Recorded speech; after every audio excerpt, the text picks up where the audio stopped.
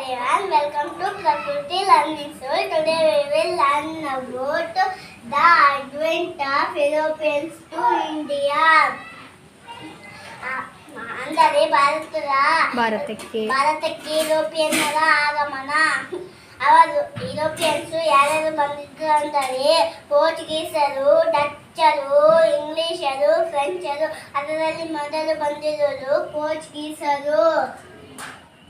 Trade between Asia and Europe. Asia ಮತ್ತು ಯುರೋಪಿನ ನಡುವೆ ವ್ಯಾಪಾರ ಸಂಬಂಧವು ಪ್ರಾಚೀನ ಕಾಲದಲ್ಲಿ ಕೂಡ, ಅಂದರೆ ಏನ್ಷಿಯಂಟ್ ಟೈಮ್ಸ್ ಇಂದಲೂ ಕೂಡ ವ್ಯಾಪಾರ ಸಂಬಂಧವು ಚೆನ್ನಾಗೇ ಇತ್ತು. ಯುರೋಪಿಯನ್ಸ್ ಏಷ್ಯಾದಲ್ಲಿ, ಅದರಲ್ಲಿ ಕೂಡ ಇಂಡಿಯಾಕ್ಕೆ ಏಕೆ ಬರ್ತಾ ಇದ್ರು? ಸ್ಪೈಸಸ್ಗೋಸ್ಕರ. ಯಾವ್ಯಾವಪ್ಪ ಅಂದರೆ ಜೀರಿಗೆ, ಮೆಣಸು, ದಾಲ್ಚಿನ್ನಿ, ಶುಂಠಿ, ಲವಂಗಕ್ಕೂ ಬರ್ತಿದ್ವು. ಹಾಗೂ ಶ್ರೀಗಂಧ ಮತ್ತು ಹತ್ತಿಗೋಸ್ಕರ ಬರ್ತಾ ಇದ್ದರು. ಏಷ್ಯಾದಿಂದ ಅರಬ್ ಮರ್ಚೆಂಟ್ಸ್, ಯುರೋಪ್ನಿಂದ ಇಟಲಿ ಮರ್ಚೆಂಟ್ಸ್ ವ್ಯಾಪಾರವನ್ನು ಮಾಡ್ತಾ ಇದ್ದರು. ಅದು ಕಾನ್ಸ್ಟೆನ್ಟಿನೋಪಲ್ನಿಂದ, ಇಲ್ಲಿಂದ ಏಷ್ಯಾದಿಂದ ಕಾನ್ಸ್ಟೆನ್ಟಿನೋಪಲ್ಗೆ ಕಳಿಸ್ತಾರೆ ಅರಬ್ ಮರ್ಚೆಂಟ್ಸ್. ಇಟಲಿ ಮರ್ಚೆಂಟ್ಸ್ ಯುರೋಪಿಗೆ ಹೋಗಿ ಮಾರುಕಟ್ಟೆಯಲ್ಲಿ ವ್ಯಾಪಾರ ಮಾಡ್ತಾ ಇದ್ದರು.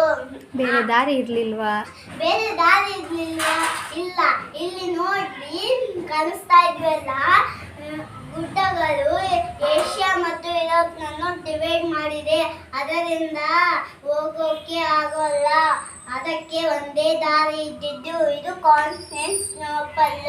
ಆದರೆ 1453ನಲ್ಲಿ ಆಟಮನ್ ಟರ್ಕ್ಸರು ಈ ಕಾನ್ಸ್ಟೆನ್ಟಿನೋಪಲ್ ಅನ್ನು ವಶಪಡಿಸಿಕೊಂಡರಿಂದಲೇ ಅವರಿಗೆ ಹೋಗಲು ಕಷ್ಟವಾಯಿತು. ಏಕೆಂದರೆ ಅವರು ಟ್ಯಾಕ್ಸ್ ಜಾಸ್ತಿ ಮಾಡಿದ್ದರಿಂದ ಅವರಿಗೆ ಹೋಗಲು ಆಗಲಿಲ್ಲ. ಅದಕ್ಕೆ ಬೇರೆ ದಾರಿ ಇಲ್ಲ. ಏಕೆಂದರೆ ಅವರು ಟ್ಯಾಕ್ಸ್ ಜಾಸ್ತಿ ಮಾಡಿದ್ರಿಂದ ಅವರಿಗೆ ಹೋಗಲಾಗಿಲ್ಲ. ಅದಕ್ಕೆ ಅವರಿಗೆ ಹುಡುಕಲು ಬೇರೆ ದಾರಿ ಅನಿವಾರ್ಯವಾಗಿತ್ತು. ಅದಕ್ಕೆ ಪೋರ್ಚುಗಲ್ನ ರಾಜ ಎಂಟ್ರಿಗ ನಾವಿಗೇಟರು ಒಂದು ಸ್ಕೂಲನ್ನು ಓಪನ್ ಮಾಡಿದ. ಅದರಲ್ಲಿ ಸಮುದ್ರ ಮೂಲಕ ಹೇಗೆ ಹೋಗುವುದು, ಬೋಟ್ಗಳು ಹೇಗೆ ಇರುವುದು ಅಂತ ಟ್ರೈನಿಂಗ್ ಕೊಡ್ತಾರೆ. ಹಂಗೆಲ್ಲ ಸ್ಕೂಲಿಂದ ಹೊರಗೆ ಬಂದ Vasco D gamma July 1497ನಲ್ಲಿ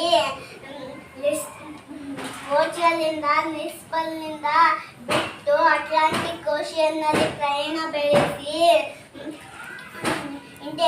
southern most point of Africa.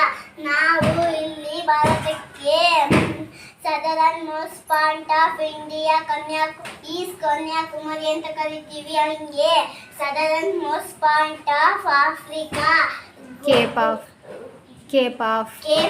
Good hope ಅನ್ನು ತಲುಪಿ ಅಲ್ಲಿಂದ ಇಂಡಿಯನ್ ಓಷನ್ನಿಂದ ಪ್ರಯಾಣ ಬೆಳೆಸಿ ವೆಸ್ಟ್ ಕೋಸ್ಟಲ್ ಪ್ಲೇನ್ಸ್ ಅನ್ನು ತಲುಪಿ ಅಲ್ಲಿದ್ದ ಕೇರಳದ ಕ್ಯಾಲಿಕಟ್ಟಿಗೆ ತಲುಪ್ತಾನೆ.